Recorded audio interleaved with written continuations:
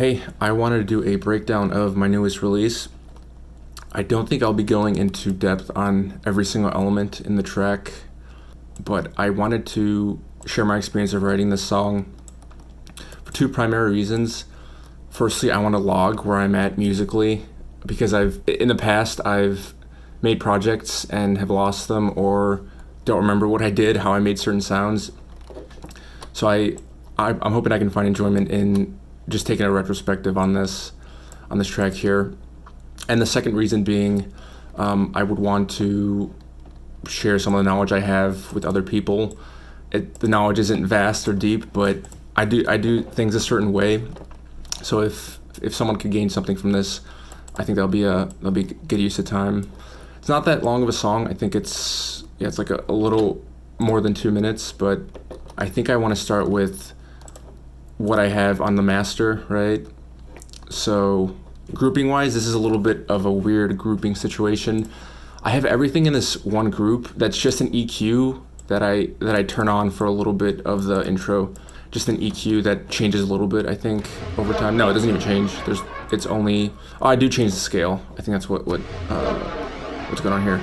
So all the scale does is, in this case, returns all these points that I've made back to normal. So everything, this whole group and this send is going to the master.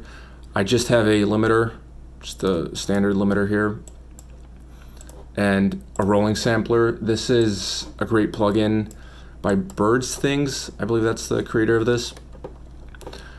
It captures everything that occurs in the DAW, right? So any sound that comes out, accidental or intentional, you can play it back and replay it. As you can see, I've played a portion of this intro, so I can actually zoom in and play this, and also drag it into the project. Like if I just want a section, drag it in, and I can just mess around with it, right? And it gets saved to my hard drive.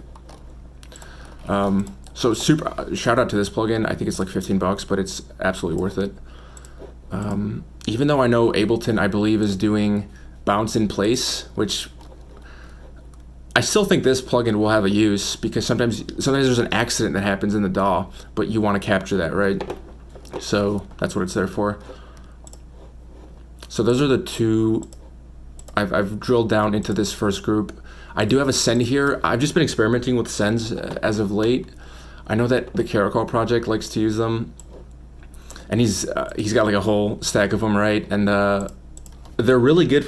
I think the way he uses them is letting in the dry signal from certain very processed sounds into the through to the mix.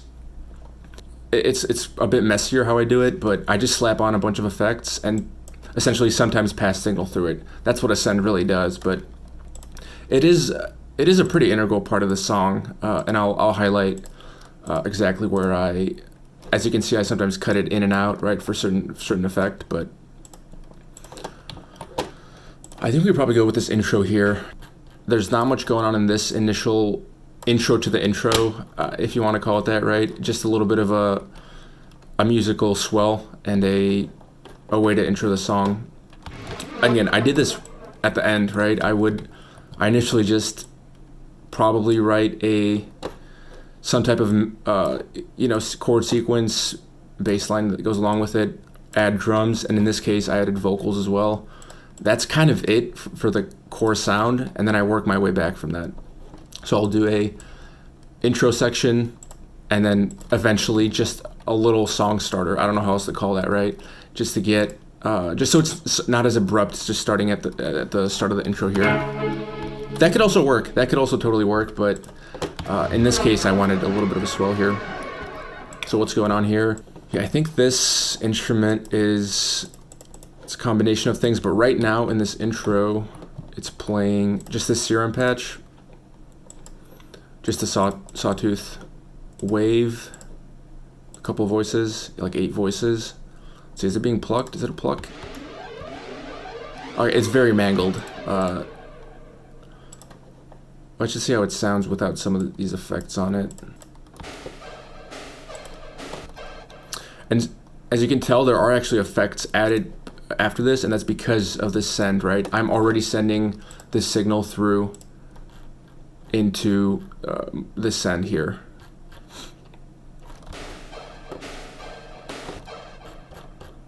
So without that, let's see what that would sound like. I think it's actually playing maybe a low octave, not that low, but that's how it sounds in this case here. And then obviously I just have some effects to make this a little bit more blurry, but I don't turn them off. I don't believe I turn them off even here. Yeah, I don't. So I guess oh, I'm sorry, I do. This dry wet goes down immediately. I'm looking at the dry wet of this reverb here. Then this multi-band dynamics, I've been using this preset I randomly made. It's essentially boosts the highs and lows, right? But the crossover here is in a weird spot where the crossover for the high starts at 300 and for the low starts at 3K. So I think this is just like a gain boost with a little bit of compression, different compression for highs and lows, right? But it works in a lot of cases, so sometimes I just slap it on. And then I just have Rift playing here. I love this trick on Rift where in this feedback section, this is all this patch is doing. In the feedback section, I'm just tuning this this frequency knob here with the default curve, right? Whatever this is at. And that actually does create a lot of movement here. But again, a lot of this is coming from this send here. Actually, if I solo it, it doesn't work because it's picking up the other elements. The other element being this little FX bit here. So that's it dry. Again, as you can see, this is from that rolling sampler plugin. I probably,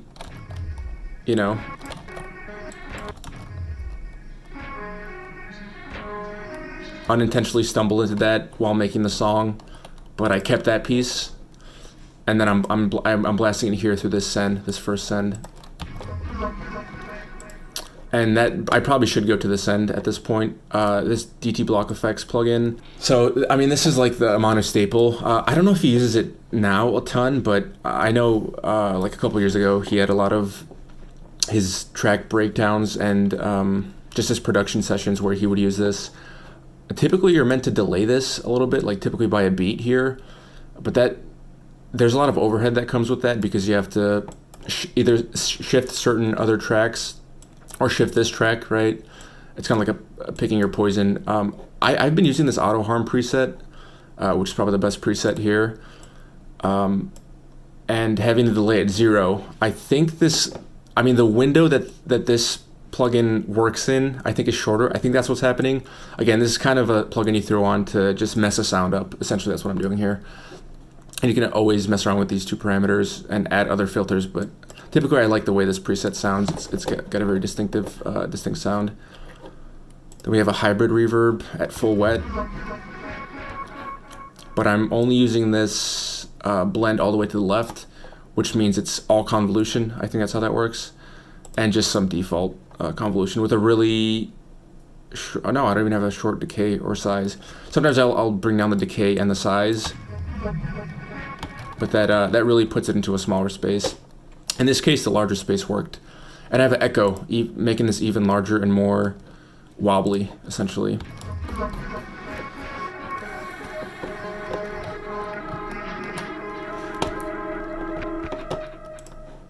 So that's that intro bit. Both those, no, only this instrument here, the serum patch, is going into this other group, synths group, that has a RC20 on it to glue things together. Nothing crazy going on here. I think a little bit of noise, right? A little bit of distortion, and then just some EQ to like round out the sound. And I'm sorry, this does actually go to a non-sub group before that, which I don't think I'm even using this. I think this is actually fully off here. If it's not off, it's not doing a lot. And then the limiter, which isn't even being hit. It probably gets hit later. Do I turn this on ever? Oh, this is for an outro. I must have been doing this for the outro, I guess. this Can Opener Studio. Good set of plugins that I saw on Secula's breakdown of a track. I could probably get into the intro here. More chords, but a little bit different, right? They're just playing a different set of notes. C sharp, G sharp, G is this first one. And the intro chords were a little bit different, right? Not a ton, but from this to that. Just a tiny tweak in the, not rhythm, but in the feeling that you get from the intro, from the pre-intro to the intro. I don't know what to call this section. But it's almost like there's a little bit of anticipation, right? And then you have the first chord hit, which I think sounds good. And that is a contact patch at heart here. There will be a theme in this breakdown where I'm just using a ton of Imanu plugins. Plugins that Imanu uses is probably a better way to say that.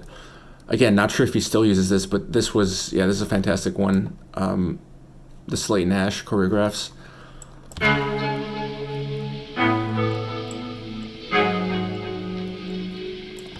The bulb preset here, I probably tweaked a little bit here and there, but the core sound is probably this. I do have it feeding into a guitar amp, and again, you can see here this multi-band dynamics preset that I have scattered around this project. I think that's okay to do. I think it's okay to have a preset that either you make or you alter, or even just a preset. And if you apply it in your own way and apply it throughout your track, I think that'll eventually, turn into your style if you stick with using that. Or just for a song, it'll be the kind of the vibe of the song, right? And then we have this distortion, this guitar distortion, which is on, I believe, in the intro, yeah. So it's adding a bit there. I think it is changing the sound there. EQ to get rid of some of the lows.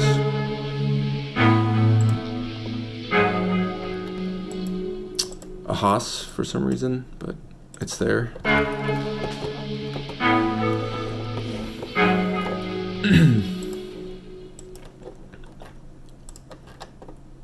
Then this contact is again being fed into this non-sub, which nothing's happening there now. And that's being fed into the synths, which just has that RC20. So just a little bit of gluing pieces together. So I do have this, I was messing around with audio routing a little bit in this project. Turned out a little bit messy, but I like the sound of it. So I have this track here, track 14. It is an audio track, but it's getting input from this MIDI. This contact track is being fed into this 14, track 14 here, and then that's being split up in 3 different ways, right? Not by frequency. This is all, the whole sound is going into these three chains that are just played in parallel. So we have some, this is like RC20, but with a white background, pretty much. It has a couple other effects. I don't know, I probably just slapped this on and it sounded good, to be honest. Thermal, similar type of situation. This is a distortion one.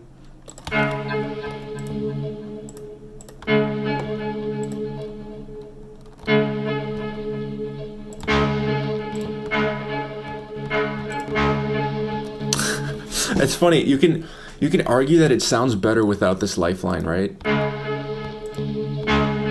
Like that could also be its own sound. Again, some of the decisions I'm not making them meticulously, right? I will just slap on effects and tweak them until it sounds good, essentially. It's a little bit of overhead to have this other track that you're feeding elements into. The nice part is it really does glue things together. You can argue I could have just slapped this on this group, right? This non-subgroup.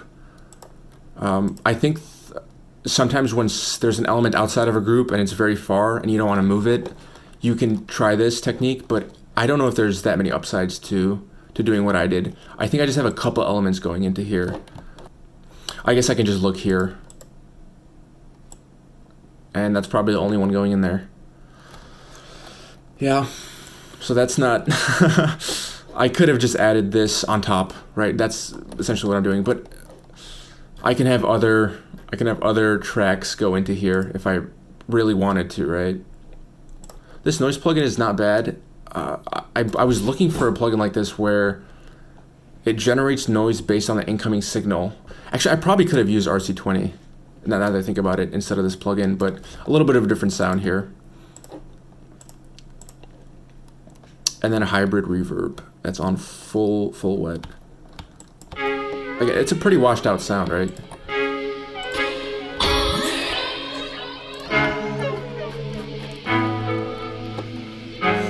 In this first section, I have the chords more full.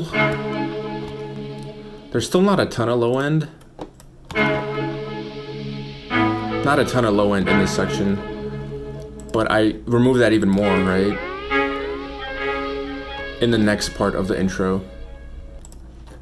And speaking of that, this is where I introduce the vocals. So for the vocal effect chain, nothing on this main group for vocals, but then I have a couple effects on the intro vocals. I tend to do this. I will create a track that has my set of effects that I like, but then I want to have that, but a little bit washed out and a little bit different. So I'll just duplicate the track. I probably did that here. Did a little bit of duplication, changed some stuff around probably, and then just washed it out. So this M auto pitch that's on both of these, the main vocals and the intro vocals, it's set to the same thing, right? So just a little bit of form and shift, that's what I'm doing. So not a pitch down, but effectively like a lower register that the vocalist will sing here.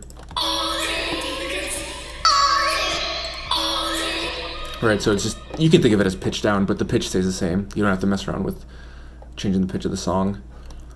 Vocal synth isn't even turned on here for this one, so it's just this reverb and OTT. So not too complex of a chain. The vocals themselves sounded very good. This is ripped from, yeah, this is probably just a YouTube rip, right, of the acapella version. In some cases, you won't find a very good acapella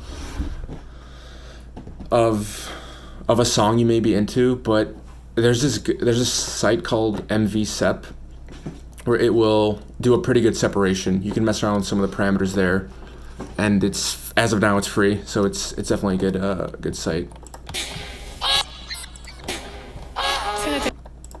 What I'm trying to do here is strip out certain sections of the lower end and then kind of bring them back in right before the main section of the song, chorus. And here I have either this is a kick, probably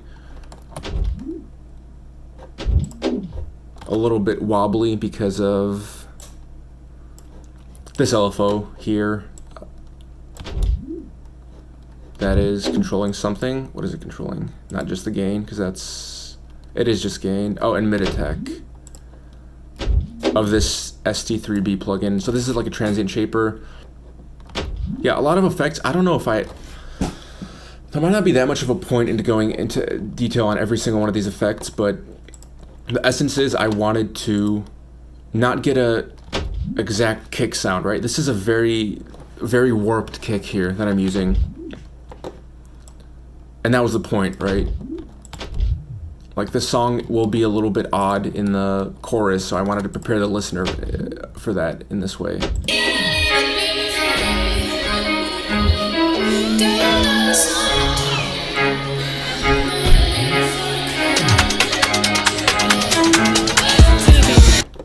So for the drums, this top section, this little hi-hat break thing, taken from another project where I just have an instance of Addictive Drums and a chain on it that I like the sound of. And what I'll do is I'll just cycle through the Addictive Drums presets, and then if I land on something that sounds good, I'll export that. And I highly recommend a secular video on this where he goes in depth on his drum processing. It's really worth a watch, I think. It's on the Mesa and Secular Patreon. Add a tiny little hi-hat here. It's a ride, actually. And as you can see, some elements from this are present from this little kick intro section are present on this ride. Probably directly copied and pasted, right? Just the kick played straight. It's like a nausea kick. Not even edited at all because it sounds good. But those are kind of the intro drums here for this final portion of the intro. As we get into the main section, the synths are obviously a main focus of this. I think it's just a couple things that are happening, right? Vocals, a sub here, non-subs elements, if you want to think of, that's how I label them here. Essentially just chords.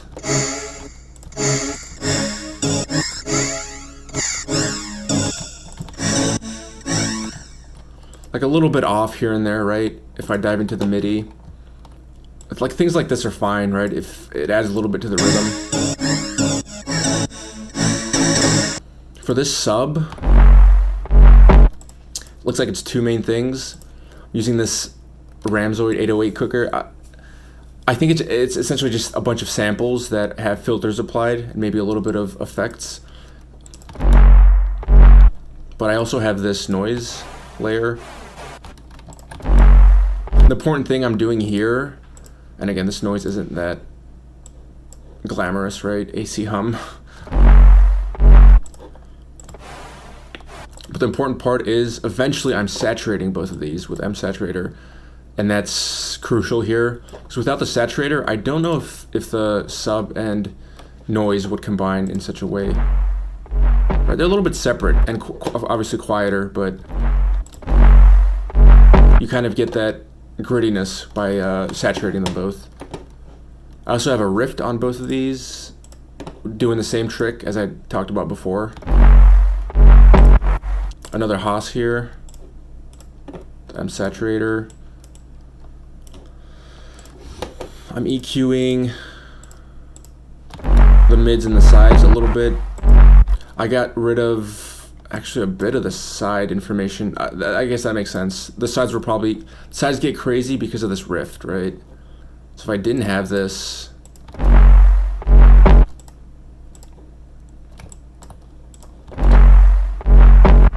the side information on the low end is a little bit out of control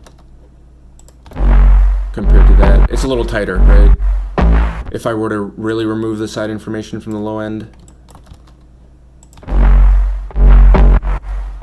that could work too. I just went with this. I liked how it sounded.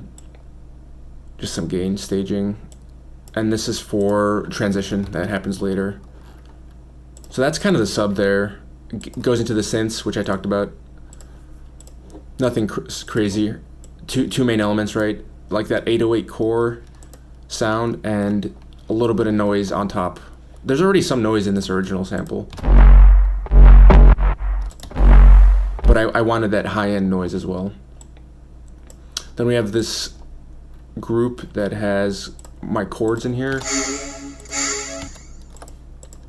So again, that same instrument from the very beginning. And you can see the thought process I had. Probably copied and pasted this and moved some stuff around. I think that's completely fine to do because I think that glues a track together, right? Where you can take a bit or a piece of an element, stick it somewhere else, mangle it, and the listener might not exactly know that I'm just playing these chords. But if I mangle it, there still might be that essence of that sound there. Let me stick to this sound.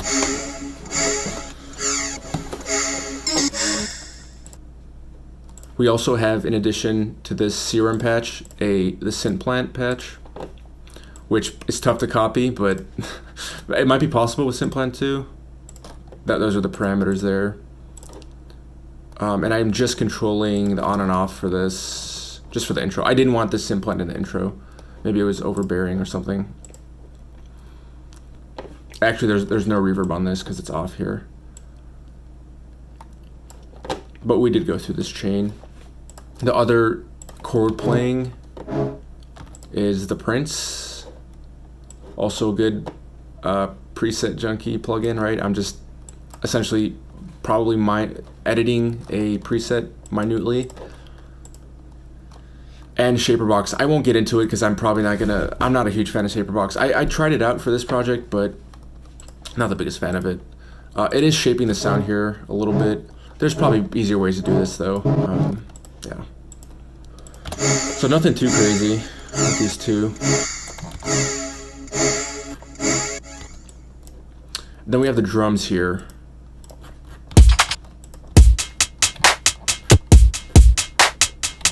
So there's like the first section and then the second one.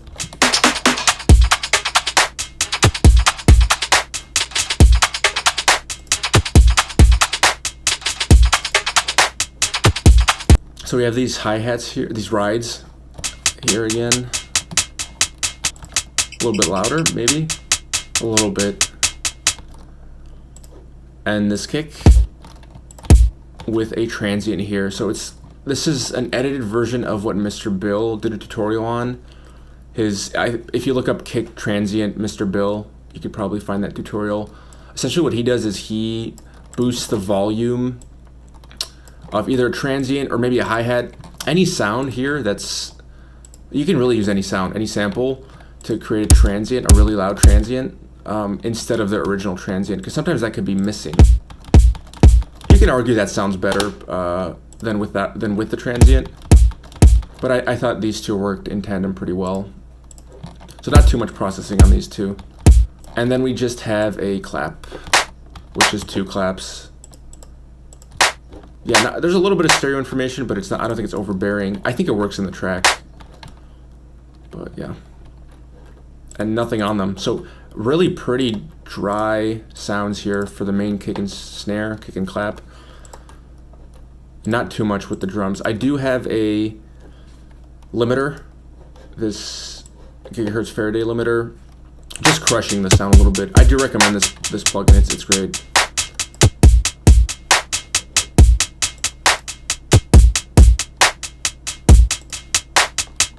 Really raises the quiet portions up a bit more. But the drums are pretty simple in this song, I would say. That's kind of the first section of this song. We then have a transition, right?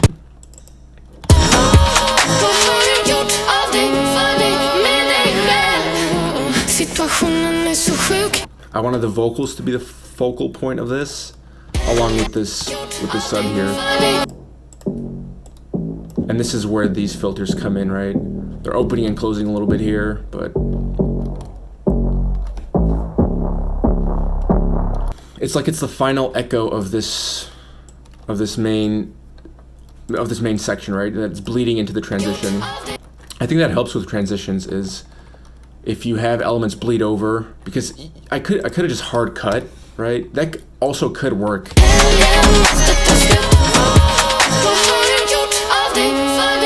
That could totally work, but in this case I wanted to slowly wind down, right? And I sometimes do that where I will just extend some drums, right? Where I'll have like maybe just the hats playing here. I tend to do this a lot actually, where most of the elements of the drums are gone, but these rides, these hats are still here. It just didn't work in this case, right? But it can sometimes work.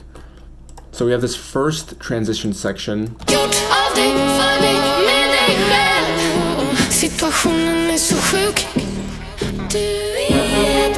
And then actually a change in direction for the vocals. Just did some vocal chopping. I think it's Control-Alt, Control-Shift, then Alt. That's what it is. And you can drag this without it being on the grid. So I typically just drag it until it sounds good, but definitely another portion of this could have sounded just as good.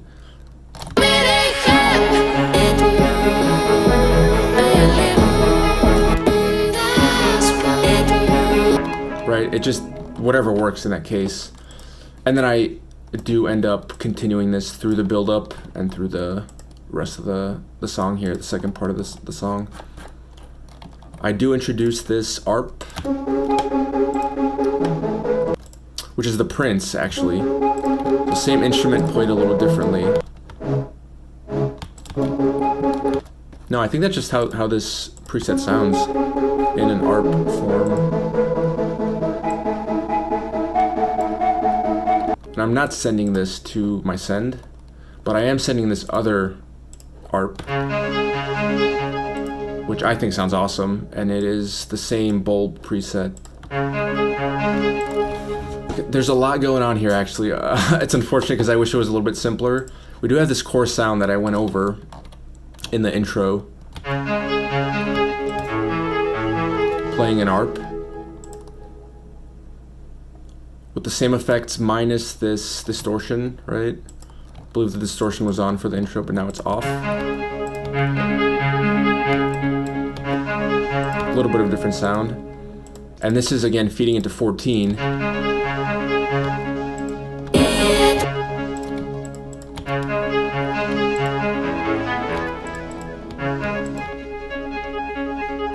So 14 is doing a lot here.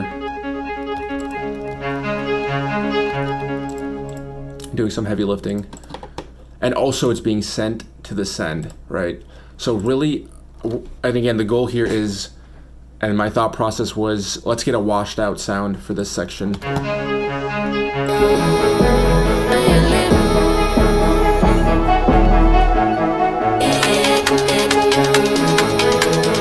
And then I'm building up to this, essentially the second part of the song, second chorus.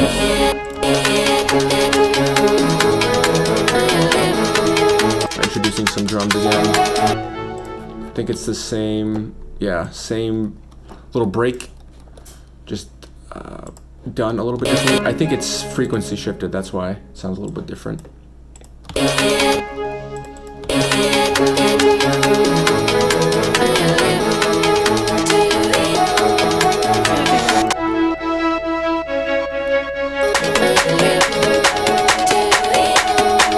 And since we transition into this type of sound for the drop, like, you can kind of hear that, a little bit of the rhythm or the melody there, but again, introducing elements before they happen, that's a theme I'm hoping is, is easily identifiable from the song, but I tend to do that a lot, right? Introducing an element right before it's the star of the show. And in the second portion, a little bit going on. This vocal, actually playing really low. It kind of has a background layer to this, which, as you can see, is the rolling sampler output. So I must have liked a certain part of the song, a certain version of the song, when this was being sent to this DT block effects send. It's a little convoluted, but essentially I just printed out this portion when I liked it. And that heavy effect is this DT block effects auto harm, right? That's, you can really hear it in the second part, second drop.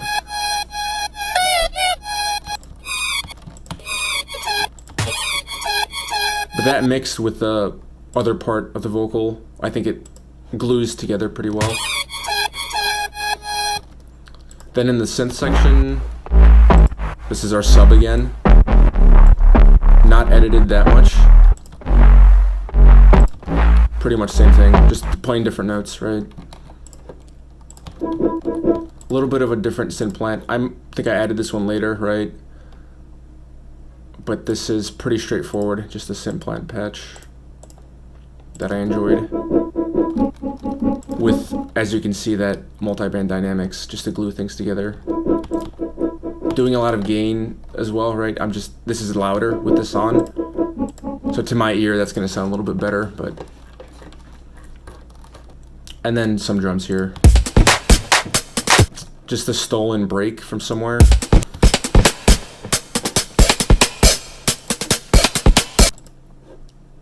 Frequency shifter, ST3B.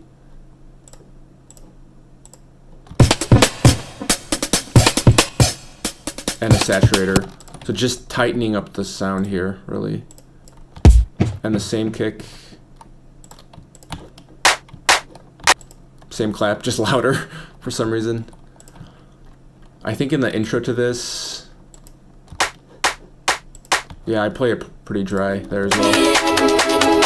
I think it works though.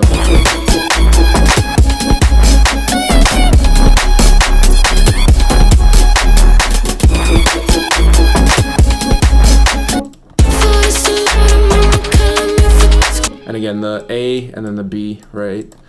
I did that in the first part as well. It's very easy when you can just copy and paste, right? It might be a good practice to maybe try to be even more original in a transition or in a B section, because then you tend to fall into the same exact rhythm. A little tiny build up here, right? I think the tune. It's like the little things that help aid in a transition.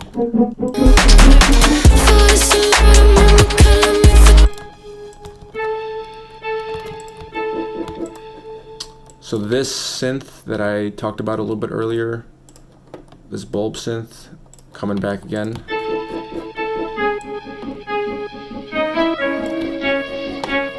I just love that sound so much. And again, this send is doing a ton of work. I'm not only playing this. Essentially, what I'm saying is the chain here is convoluted, but I think the end result. Sometimes it's okay to do that, to have a convoluted chain if you like the end result. And in this case, I do.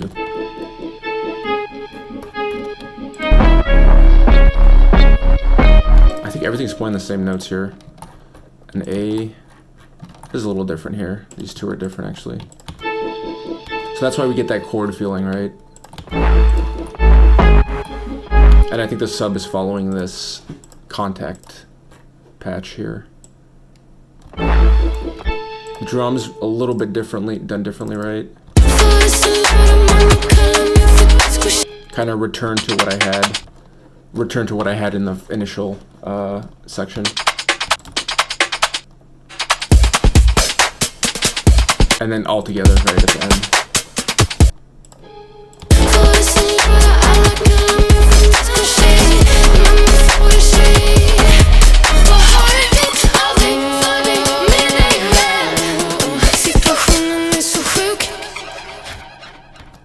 For the outro, I think at a certain point you add a plugin and increase the wet of, you know, whatever reverb or echo you added. That's probably what I did here somewhere.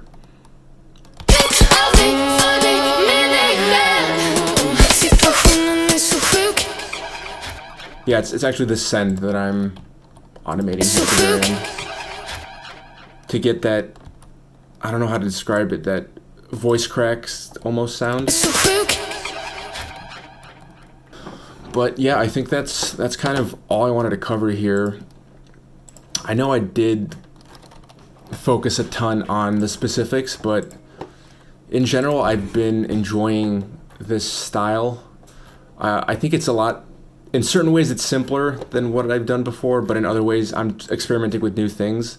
Obviously it's inspired by a couple artists like Limbo and Lundquist, because they put out some really unique and I think creative pieces of music, and they use this vocalist a lot in their songs, so I kind of wanted to make an homage to that in a way, but of course it'll turn out a little bit more, it'll have my spin on it. But yeah, I hope you enjoy the breakdown. I might do more of these in the future, or just a session where I design a sound, or just start making a song maybe. But yeah, thanks for watching.